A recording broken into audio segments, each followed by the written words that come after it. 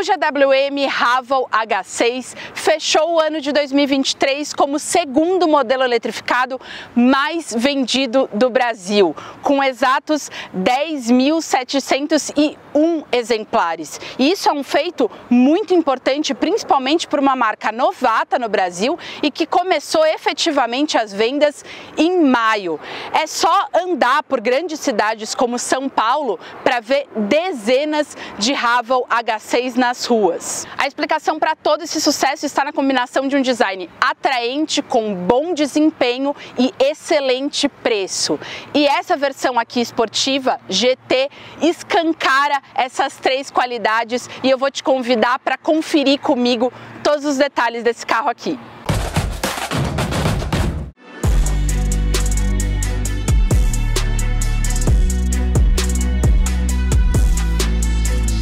Mas antes de qualquer coisa, eu gostaria de te convidar para se inscrever no nosso canal, ativar o sininho das notificações, assim você não perde nada do que a QR faz por aqui. E também gostaria de te indicar para baixar o aplicativo da Quatro Rodas, que tem todas as últimas notícias do setor automotivo, e você também pode conferir o nosso acervo digital com revistas desde agosto de 1960.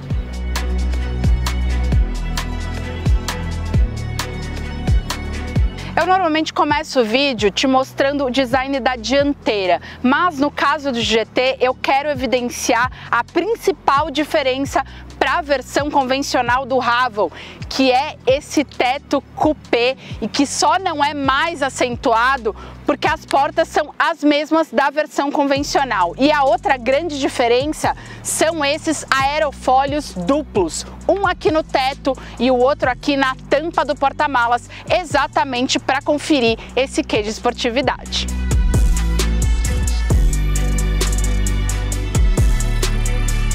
E eu te chamo a atenção para o porte do Haval H6 GT. Ele é um pouco mais comprido e mais largo do que o irmão convencional, com 4,72 m de comprimento total, 1,94 m de altura, mas o entre-eixos é exatamente o mesmo, com 2,74 m. Já as rodas não só parecem grandes, elas realmente são, elas são aro 19, calçadas com pneus 235/55 da Michelin, nada de marca chinesa por aqui, e essa versão esportiva traz esse acabamento mais escurecido das rodas e, é claro, as pinças de freio pintadas em vermelho, como todo bom esportivo. Esse visual é completado por essas caixas de roda mais alargadas.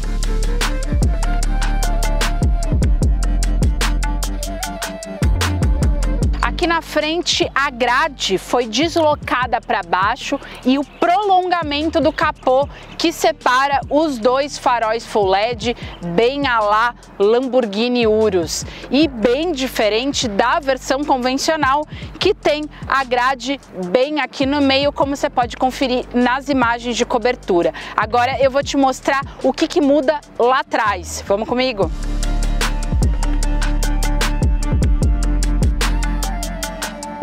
Bom, é na traseira que fica escancarado que se trata-se de uma versão esportiva. Isso porque, ao invés daquela lanterna que cruza aqui toda a tampa do porta-malas, a gente tem uma imitação de fibra de carbono que une as lanternas. A GWM não esconde de ninguém que a opinião e o gosto do brasileiro determinou mudanças importantes nesse carro em relação ao que se tem na China. E a gente pode identificar isso pela ausência de partes cromadas, em especial nessa versão GT. Aqui tudo é em preto, a não ser por esse logo GT aqui, e o espaçamento das letras do nome do modelo também é menor aqui nessa versão brasileira. O porta-malas é um pouco menor do que a versão convencional, com 515 litros de capacidade, mas eu te confesso que realmente é um ótimo espaço, tendo em vista que eu viajei com esse carro aqui e coube mala de 4 pessoas. Outra coisa que me agradou foi essa altura aqui, que facilita com que eu pegue malas maiores e coloque aqui dentro. A própria GWM considera como rivais dessa versão GT o Volvo XC60 e o Audi Q5, que tem respectivamente 465 litros e 455 litros de capacidade, portanto, capacidades menores do que essa versão aqui. E a tampa, é claro, tem abertura elétrica tanto pela chave quanto aqui pelo botão. Agora vamos lá para dentro comigo?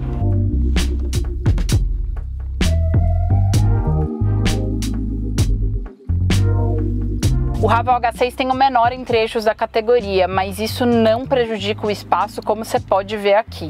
É um espaço bem generoso e mesmo nessa versão coupé eu não tenho muito problema aqui no espaço para cabeça, ó. Ainda sobra quase um palmo.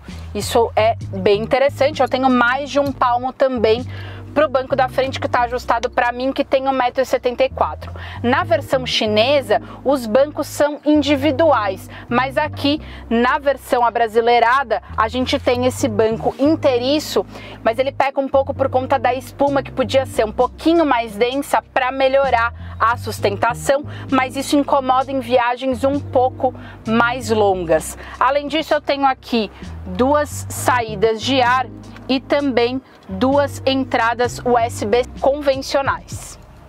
Eu vou falar de forma mais detalhada do acabamento lá na frente, mas vale destacar que aqui atrás a gente tem aqui uma imitação em fibra de carbono, inclusive uma faixa emborrachada aqui que também traz sofisticação para cá, e a gente também tem duas luzes de leitura, tanto aqui quanto ali do outro lado.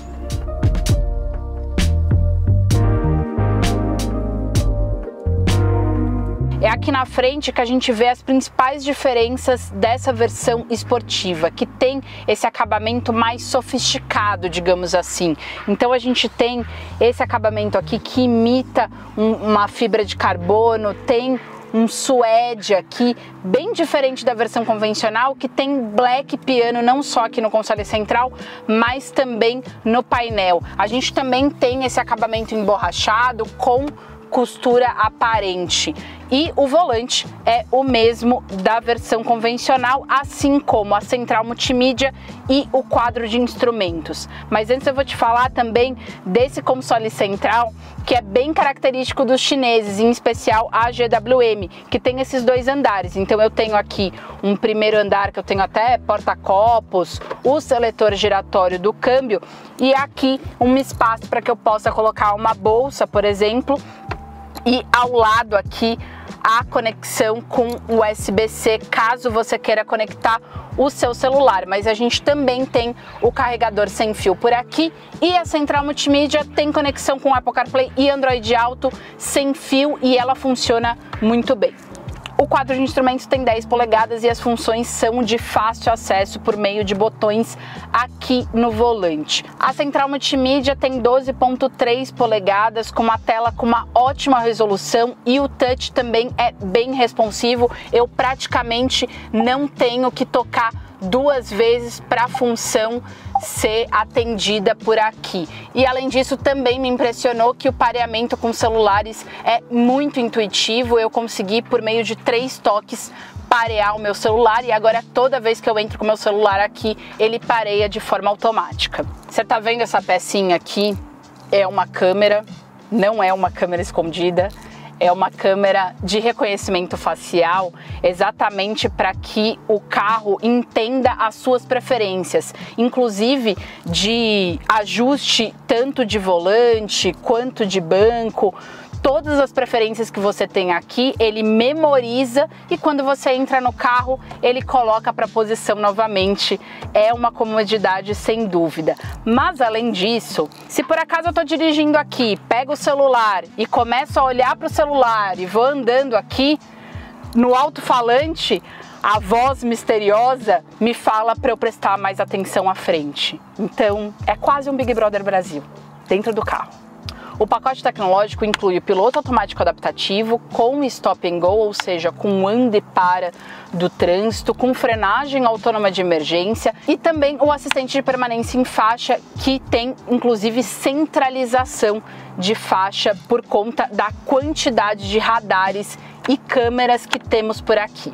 Outra surpresa dessa versão GT é que o teto solar panorâmico é de série, diferente das outras versões que cobram R$10 mil por esse acessório muito bem-vindo por aqui. Mas vou te contar um segredo, essa versão é R$36 mil mais cara do que as outras versões, mas é lógico que ela traz tudo aquilo que eu mostrei para vocês, tanto um design diferenciado, quanto um acabamento e tudo mais. Agora vamos dirigir comigo que eu vou te mostrar como que se comporta esse carro aqui, que para mim é um esportivo na estrada e um elétrico na cidade. Vamos lá?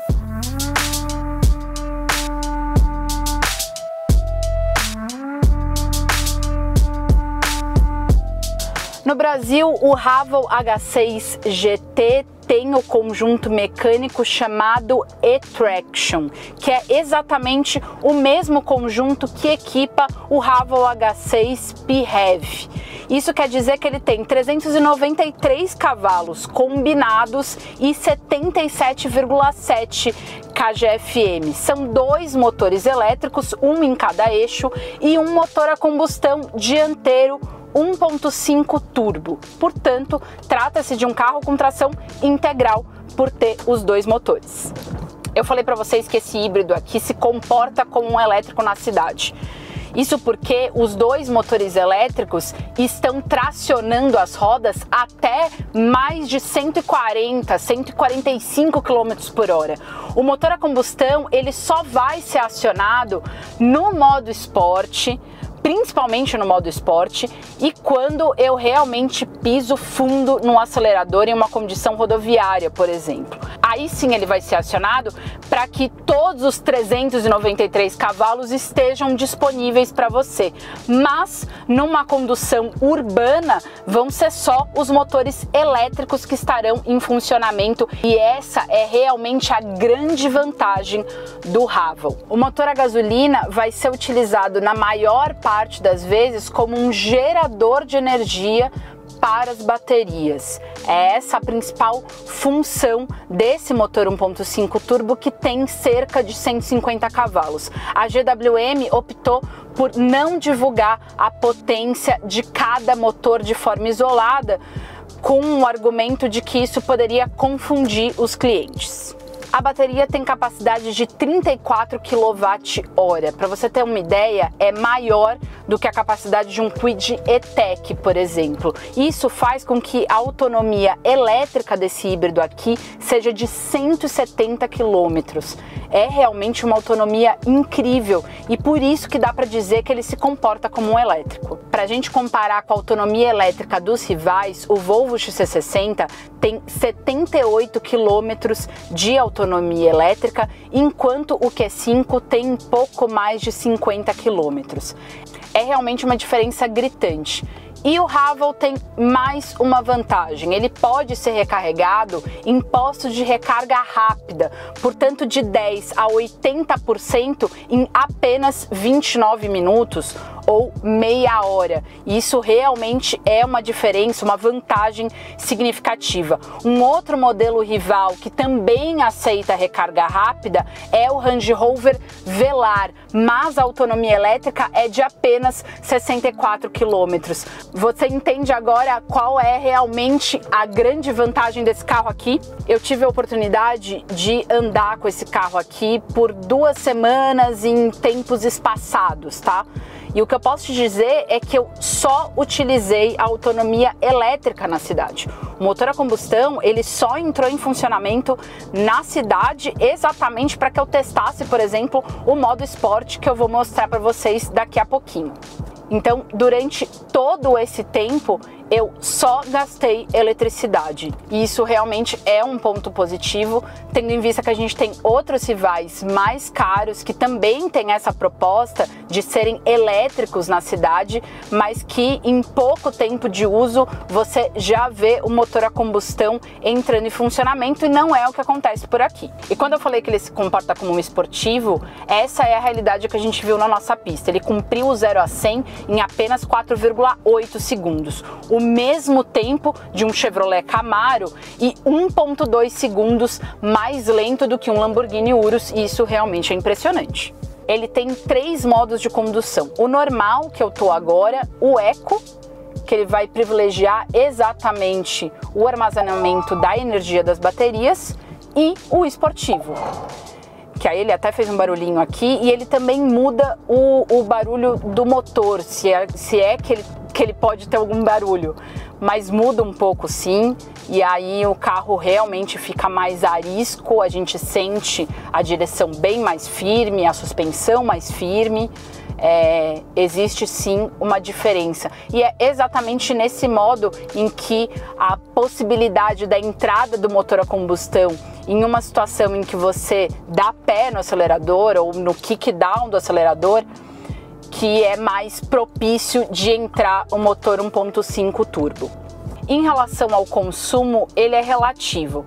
Quando as baterias chegam a 8% mais ou menos, ele vai se comportar como um híbrido. Eu nem vou mais conseguir acionar o modo elétrico aqui, ele vai avisar para mim que eu não tenho bateria suficiente para andar no modo elétrico. E aí no modo híbrido, os motores elétricos são privilegiados e o motor a combustão começa a carregar essas baterias. Nesse modo, na nossa pista, a gente mediu 20,4 km por litro na cidade e 19 na estrada. Já em uma condição em que o motor a gasolina é mais exigido, o consumo cai drasticamente. Vai para 13,8 na estrada e 9,1 km por litro na cidade. Em relação ao acerto da suspensão, é um acerto mais firme, mas claramente ela privilegia o conforto tanto aqui na frente quanto lá atrás, que é multilink na traseira e independente McPherson na frente. Outra coisa é que o perfil dos pneus é mais baixo, 55, e mesmo assim não dá para sentir muito as imperfeições do piso por aqui, exatamente por conta do trabalho da suspensão e dos amortecedores com essa firmeza toda. Uma função que eu queria mostrar para vocês é de quando eu diminuo a velocidade e aciono a seta, entra aqui uma câmera. Isso é muito bom para que você possa, por exemplo, achar uma vaga, mas prejudica bastante quando você, por exemplo, está no anda e para do trânsito e está acompanhando o Waze ou o Google Maps aqui na central. Simplesmente some o mapa e aparece apenas a imagem da câmera. Mas realmente é uma câmera com alta resolução e que vai ajudar muito a fazer qualquer manobra.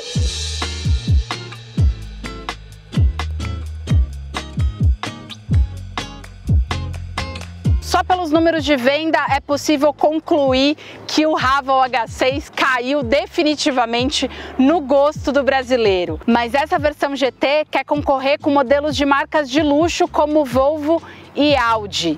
E a própria GWM não se identifica como uma marca de luxo, mas o que ela quer é oferecer um modelo que possa concorrer de igual para igual com modelos de marcas de luxo, custando bem menos. E o Haval H6 GT custa menos mesmo. Ele custa exatos R$315 mil e os rivais partem de R$450 mil.